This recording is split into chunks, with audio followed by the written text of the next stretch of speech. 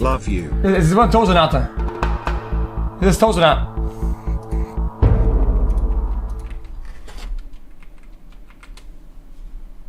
26-month Welcome slurking. to Audit the Audit, I have where we been sort out the watching who since and March what and the right and 2020. wrong of I police think your interactions. first This episode playthrough covers of Nun Massacre. Oğlum Got çok my önemli. wisdom teeth removed. Off the perk right now. Oğlum, LeBron Jam. Tamam. Obligatory detainment, unreliable witnesses, and officer conduct, and is brought to us by Green Valley News' channel. Be sure to check out the description below and give them the credit that they deserve. At approximately 6:30 a.m. on August 6, 2019, 22-year-old Freedom Fendler stopped at a Walmart in Sahuarita, Arizona while on his way to work at a nearby car dealership. Mr. Fendler parked his bike near the entrance and went into the store without removing any of his riding gear, including his helmet. It should also be noted that Mr. Fendler was listening to music through Bluetooth headphones inside his helmet. Shortly after entering the store, Mr. Fendler was briefly approached by one of the managers, but Mr. Fendler fails to acknowledge their presence and continues walking. The manager stalls for a moment, and approximately 1 minute later he approaches Mr. Fendler from behind, but he is ignored again. Mr. Fendler continued shopping for another 10 minutes, and after checking out and stopping at a bench inside the store to organize his backpack, he was Okay, out of all times you guys could put Giga Chad, that's pretty Giga Chad. The guys who are following him and talking to him, and he doesn't hear them, and he just does his thing. That's pretty Giga Chad. confronted by several officers of the Sahuarita Police Department. Hey, bud, you got some ID on you? Hey. Hey! You have some ID on you? Hold on, man. What's up? You have some ID on you? Sure. No problem?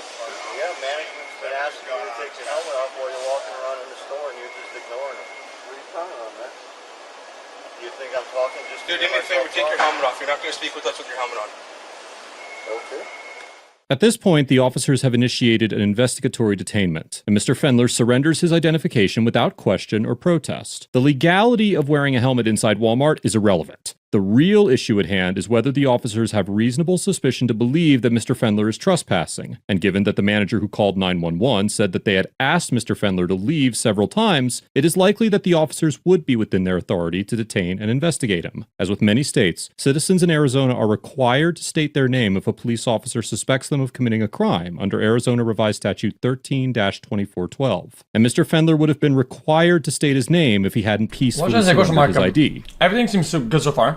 It is important to note that Mr. Fendler is detained because this is when his Fourth Amendment protections come into play. The Supreme Court has dedicated many rulings to developing a legal framework that distinguishes between lawful and unlawful arrests. And over the years, the precedent has become more formalized and developed. In the 1968 case of Terry versus Ohio, the Supreme Court noted that, quote, not all personal intercourse between policemen and citizens involves seizures of persons, and that, quote, only when the officer, by means of physical force or show of authority, has in some way restrain the liberty of a citizen, may we conclude that a seizure has occurred. In the decades between the Terry ruling and the 1991 case of Florida versus Bostick, the reasonable suspicion standard underwent many changes and eventually evolved into a reasonable perception approach. In the Bostick case, the court held that the appropriate inquiry to determine whether a citizen has been seized is, quote, whether a reasonable person would feel free to decline the officer's requests or otherwise terminate the encounter. Given that Mr. Fendler was surrounded by officers and was ordered to present his identification and remove his helmet, it is likely that a court would consider him detained and entitled To me, so far this seems pretty reasonable. I think both sides are pretty decent, except the couple's a little bit annoying, but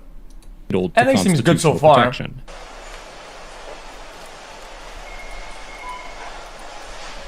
Take your helmet off. Oh. Music playing. I'm sorry? Oh, man. There are some music playing, but someone's trying to talk to you, so we can hear them. But if you're pretty much we're trying to talk to you. Well, did you make a purchase? Yeah. Get a receipt with you?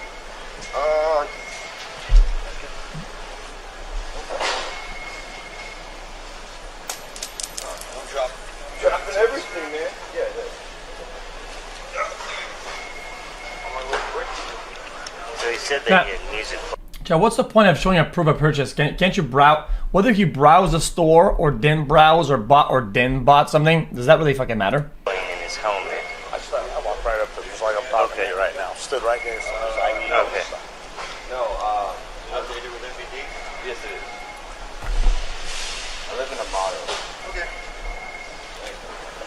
you see the manager basically walk up right to your face and ask you to take off your helmet? How'd you not see that? I saw him talking, but he's got a headset on. I'm standing so. right next to you. Right next to you. I came up and I said, sir, I thought need you were to going stop. this way. I didn't hear you. I said, stop. I followed you halfway throughout the store. I have discussed the efficacy of eyewitness testimony in a previous episode, which I will link in the info card above, so I won't spend too much time on it in this episode. But it should be noted that witnesses can be extremely unreliable, and the manager's recollection of events is a testament to that. First, the manager claims that he walked right up to Mr. Fendler and implied that Mr. Fendler intentionally ignored him. As you can see from the surveillance footage, the manager makes a subtle gesture at Mr. Fendler, but remains outside of his field of view for the majority of the encounter. It is easy to see how Mr. Fendler may have been unaware that the manager was trying to speak to him, considering that he was wearing headphones and his view was restricted by the helmet. Next, the manager claims that he followed Mr. Fendler halfway through the store, telling him to stop. But once again, the cameras show that this statement is inaccurate. Although the manager did follow Mr. Fendler across the store, he approached Mr. Fendler from behind the second time and gave up after being ignored again. The manager implied that there was no way Mr. Fendler could have missed him, even with the headphones on. But the camera footage shows that it is entirely possible that Mr. Fendler was unaware of the manager's presence. Without questioning any other witnesses, reviewing any security footage, or getting Mr. Fendler... I think at this point, chat, guys, I wonder what side you guys on. I think there's a really good chance if the guy is doing his thing and listening to music, whatever, there's a good chance he didn't see any of this shit. And when the guy was up front, yeah. side of the story, the officers began their questioning by assuming the manager was being truthful. The officers also allowed the manager to interrogate Mr. Fendler in the midst of their investigation, which only added to the escalation of the interaction. Mr. Fendler continues to answer questions, and for a moment it seems as though he may get the opportunity to explain himself. Let me ask you something. What's the purpose of keeping the helmet on? It's just faster to get to work, man. Like I said, I'm on my way to work. Where do you work at? Work at Jim Click, right Okay. there. So you walk through the store, what'd you buy? I bought a sandwich, a Gatorade, 2 peaches, a scrubber, I think 4 pens, and a toothbrush. Okay. That's it. So you just Basically kept... everything on here. Let's see it. I couldn't So find a you basket. keep the helmet on, you walk around, Yeah, I do that grab at all the this Safeway, I go to other Safeway, I go... Well, okay, this officer's gotta be slow, something like that. Yeah, man, you go to the store, grab all this stuff. Yeah, a shopper that's shopping. I couldn't so find a you basket. keep the helmet on, you walk around, Yeah, I do that grab at all the this Safeway, stuff. I go You to grab other all this Safeway, stuff, I go like it's a weird thing to do. Like, dude, what are you doing? Grabbing stuff at a store? fries, except for when I go to the bank. I mean, he knows I know because I ride, he rides. Yeah. It doesn't take much effort to take it off, put it back on. I mean, it takes maybe like 5 seconds, 10 seconds It if that. doesn't, man, but I've never had any issues where anyone's like, take it off, or a sign saying that you need to have it off. And like I said, That's why the manager asked you to take it off. Like I said, I didn't hear him. I had music playing throughout the Okay. street. You didn't see me? I'm standing right in front of you. I saw you there, and then I saw you talk, but like again, you have a headset on, so I can't put my hands on you to get your attention. I was standing Oh, yeah, right next to you. I Right? didn't- Just like I'm standing I here with didn't the see officer. you come next to me. I stood right in front of you. Just like I'm standing here, I said, I need you to stop and listen to me. You totally ignored me and kept walking. Sir, I got have associates music that playing, were upset and concerned because you're walking around with a backpack with a helmet. Nobody knows who you are. But I made a purchase. I'm concerned about the safety of my Stop him associates. now, okay? You're an argumentative person, and I am not the person you want to argue with. You need to take You a want his? stand, and you need to go like this and pull your head out of your... Okay? Because you're walking around in a store hiding your face. There's shooters that go on all over the place. This man comes up to you, and you want to play... You got a little Senna headpiece going on that you... Okay. Stop. You need to listen to learn, not listen to reply. You need to turn that little switch off in your brain that you want to run your mouth and argue every time... This guy needs to not clock in for a couple of shifts. Maybe go to the fucking water park or something like that. Have some fun holes or some shit. Somebody tells you something. Because Oh this is my the circle God. of peace. You can go to jail and Jesus not go to work. Christ, What's this the guy, choice you're gonna man. Make, hardhead? You're gonna quit walking around businesses with a helmet on, scaring a lot of people to where you got massive cops all over the place, rifles outside waiting for a shooter to come out. Laugh. Yeah. But that's where we're at. So pull your head out of your ass and quit arguing every time somebody tells you something. I'm just. I'm trying to telling you, explain look at my what you're part. doing. You keep wanting to argue with me. I'm not the guy you want to argue with. Wasn't trying to argue. I'm just That's trying why to you state keep my talking. point. Stop talking. Okay, fine. Cool.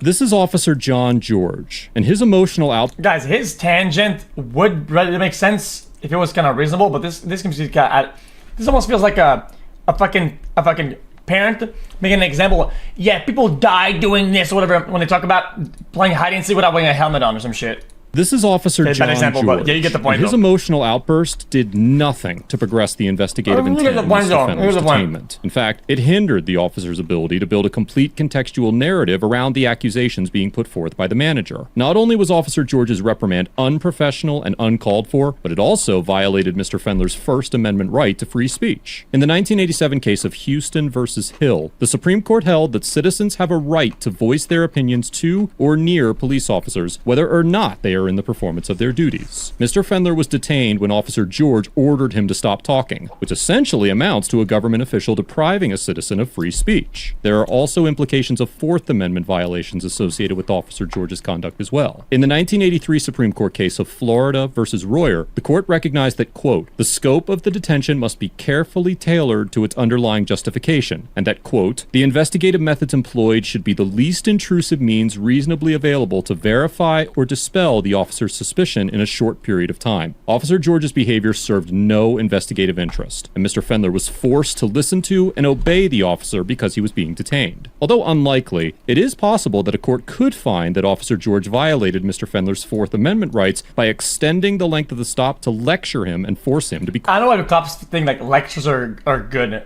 Lectures, dude. What a dog shit mentality. Many episodes you of need to ATA have lecture the featured citizens. interactions where officers extend the duration of a detention to lecture the suspect. And although the Supreme Court has not directly ruled on the constitutionality of this conduct, prior cases indicate that it could arguably be viewed as a Fourth Amendment violation. Whether or not it was a violation of rights, Officer George's tantrum was completely unprofessional and uncalled for. Once Officer George calms down, the manager and the officers continue to question Mr. Fenler, but he decides to remain silent. Do you have his info? I was gonna see if you want him trespassed. Yeah, I do want him trespassed. I don't want that. Okay, so What? officially being trespassed from the store. Don't come back to Walmart. Come back to Walmart. Manager, anyone sees you, you get arrested for that. But we don't have a picture taken with a helmet. Well, you know when he walks out, it'll be on the camera when he walks out. What's your telephone number? Do I have to provide that, sir? Yes, you do. Alright. I gotta look it up on my phone. What else is in that pocket? Your phone. All right. Give me a telephone number. Now keep in mind, if you come in here again, you'll be arrested and you'll be booked for trespassing. And understand, what he's telling you, you're trespassing from Walmart, it's a national system. You're not just trespassing from this Walmart, you're trespassing from all Walmarts and Sam's Clubs. Okay? Huh? So understand that. If something happens and you get pulled over or stopped in one of them other ones for wearing your helmet for stupid stunts like that, you'll find yourself sitting in county. Didn't have to be like that. But how many other people you see going to business walking around with a motorcycle helmet on? Especially with the shootings in Daytona and freaking El Paso just happening. Your goal is People are going to be on edge. They're going to be scared. They're going to be worried, okay? You got someone that walks in wearing a motorcycle helmet and has a backpack with military camouflage. They're going to think otherwise. They're not going to think it's just some law-abiding citizens. See how that looks? It's like common. Take your helmet off. It's kind of like common sense. I mean, like I said, he rides, I ride. I always take my helmet off. I mean, does it really save you that much time? Today it didn't. Are you on medication? How old are for you? mental health issues or anything? How old are you? Tell me how old you are. Tell me how old you are. Okay, you're acting like a little child. How many times did you ask him to leave? At least 5, 6 times. Just like he's ignoring you. I walk half the store with him following him right to his side to ask him. After I told him So many annoying. times that officers were coming out, and he just kept walking. I'm thinking about it, especially the way he's acting. If he asked him 5, 6 times to leave, called him around the store. I would say so. I'd say we lift the threshold. Why not? So, Huh? Especially the current behavior. You asked him at all to leave the store? 5 or 6 times. Walk right next to him, just like we're walking right now. You're under arrest for trespassing. Mr. Fenler was arrested, charged with disorderly conduct, and taken to the Pima County Adult Detention Center, where he was detained for 17 hours. Following the Guys, for somebody to be deemed warned for trespassing, do they have to like acknowledge that they've been warned or whatever? What if I go to a store, some guy follows me and says, Get out of the store, get out of the store, get out of the store, get out of the store, get out of the store. And he comes up and says, I told this guy to leave the store 10 times. 10 times! And he's still here. Come arrest him. I mean, am I GG? 17 hours. Following the encounter, Mr. Fendler's charges were dismissed, and he went on to file a lawsuit claiming that he was illegally searched, falsely arrested, maliciously prosecuted, and publicly defamed by the department. According to the Green Valley News, as of September 1st, 2020, both the town of Sahuarita and the Sahuarita Police Department deny any wrongdoing and have moved to dismiss the lawsuit. A judge has yet to rule on the dismissal, and Mr. Fendler's lawsuit is still ongoing. Overall, the Sahuarita officers get an F for neglecting to conduct a thorough and legitimate investigation, remaining hostile and condescending throughout. And also, the problem was fixed. Why escalate to an arrest? What's the point of doing that? If the problem is resolved, and it's not going to happen again, what the fuck is the problem? The interaction, and escalating what could have been a trespass warning into an arrest for disorderly conduct. The officers utterly failed to conduct an investigation into what actually took place, and essentially arrested Mr. Fendler for being quiet after being told to do so. That being said, the societal context of Mr. Fendler's actions cannot be ignored. And although the Walmart managers may have overreacted, their fears were somewhat justified. This interaction took place just days after the El Paso Walmart shooting that claimed the lives of 23 individuals and injured 23 more. So it is somewhat understandable why they would feel uneasy. However, that does not excuse the managers lying or the conduct of the officers. Condescending lectures are not part of the mission of a police stop. And there is a legitimate argument to be made that officers who extend the length of stops to scold or conversate with suspects are violating their Fourth Amendment rights. At the end of the day, this entire happenstance was the result of a miscommunication, and no one's livelihood was threatened by Mr. Fendler's actions. But instead of acting as neutral arbitrators on behalf of the public, the Sahuarita officers chose to exaggerate the gravity of wearing a helmet inside a store and effectuate a baseless arrest. Nothing that the officers did made their community a safer place, and the fact that the charges were dropped demonstrates that their act. I think the guy gets an A. Not an A+, but the guy who got it, he gets an A. Mr. Fendler gets a B+.